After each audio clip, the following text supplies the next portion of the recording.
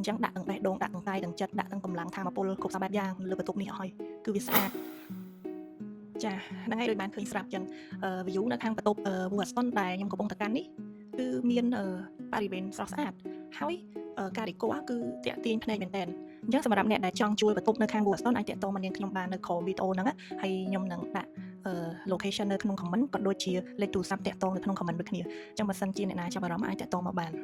ហើយពាក់ព័ន្ធជាមួយនឹងព័ត៌មានផ្សេងៗអាច contact ផ្ទាល់មកដល់ខ្ញុំបានតែនិយាយទៅខ្ញុំអាចប្រាប់ទូទាស់នៅក្នុងវីដេអូហ្នឹងចាពាក់ព័ន្ធជាមួយព័ត៌មានផ្សេងៗ condo យើងគឺមានទំហំ66 square meter ធំពីព្រោះអីទូទៅនៅខាង Watson 60 ជាង square meter គឺទំហំ3 bedroom ហើយប៉ុន្តែខាងខ្ញុំគឺខ្ញុំទម្លាយបន្ទប់ពីរចូលគ្នាធ្វើតែមួយបានន័យថាបន្ទប់ master bedroom មានទំហំធំហើយបន្ទប់មួយទៀតគឺនៅខាងស្ដាំដៃខ្ញុំហ្នឹងគឺមានទំហំតូចល្មមសម្រាប់យើងនៅម្នាក់ឯងចានិយាយរួមទៅសម្រាប់អ្នកដែលមានសមាជិកគ្នាតិចគ្នា2នាក់ឬ3នាក់គឺយើងនៅនេះបានចង់នៅគ្នា4 5នាក់ក៏បានដែរអត់បញ្ហាព្រោះអីដោយសារអីនៅ space កន្លែង living room ដែលខ្ញុំកំពុងតែអង្គុយថតហ្នឹងតាមពិតក៏មានទំហំធំទលាយយើងចង់គេងមើលទូទាស់មើលបាល់ដាច់យប់អីគឺវាអែមស្រាមយកហ្មងហើយដូចនៅខាងក្រោយខ្ញុំហ្នឹងគឺជាចក្រានយើងមានចក្រានអគ្គិសនីយើងមានម៉ាស៊ីនបូម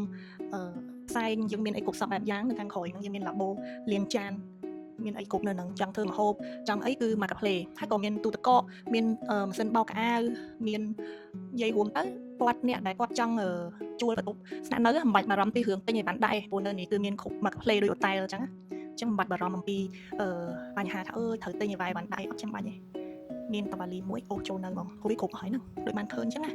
ហើយទូទៅនៅតាមវីដេអូផ្សេងៗមុនខ្ញុំក៏មាន review រួចហើយសម្រាប់ទេសភាពបន្ទប់នេះហើយចាំបាច់ឥឡូវនេះគឺនិយាយទៅបន្ទប់នេះស្អាតតាមពិតណានិយាយទៅត្រង់ទៅពីមុនគឺខ្ញុំធ្វើបន្ទប់នេះឡើងគឺចង់នៅខ្លួនឯងទេម្ល៉េះហើយទៅគាត់ឡើងស្អាតដូចបានឃើញក្នុងវីដេអូហ្នឹងអញ្ចឹងតែដល់កន្លងមកទៀតទៅក៏នឹកគិតថាវាឆ្ងាយសាលាកូនផងអីផងណាហើយមួយទៀតក៏ចង់នៅចិត្តចាស់អញ្ចឹងក៏យើងសម្រាប់ថាអត់នៅឥឡូវនេះក៏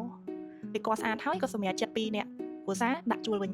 អញ្ចឹង unit នេះគឺចេញពីបេះដូងទៅតែម្ដងចង់ប្រាប់ថាចេញពីបេះដូងរបស់ម្ចាស់ unit គឺបានន័យថាគឺដេកគាត់សម្រាប់នៅខ្លួនឯងប៉ុន្តែក៏ដូរអារម្មណ៍អត់មកនៅវិញអញ្ចឹងក៏ដាក់ជួលទៅអញ្ចឹងដាក់ទាំងបេះដូងដាក់ទាំងកាយទាំងចិត្តដាក់ទាំងកម្លាំងថាមពលគ្រប់សពបែបយ៉ាងលើបន្ទប់នេះឲ្យគឺវាស្អាតហើយវានៅល្មមនៅហ្មងនិយាយរួមទៅចាសម្រាប់ព័ត៌មានផ្សេងៗអាចតាក់ទងខ្ញុំបានលេខទូរស័ព្ទ086 8 មាន Telegram ដូចគ្នាឆាតមកសួរនាំពាក់ព័ន្ធជាមួយនឹងបន្ទប់ពាក់ព័ន្ធជាមួយនឹងទីតាំង condo ផ្សេងៗអាចសួរនាំបានអរគុណ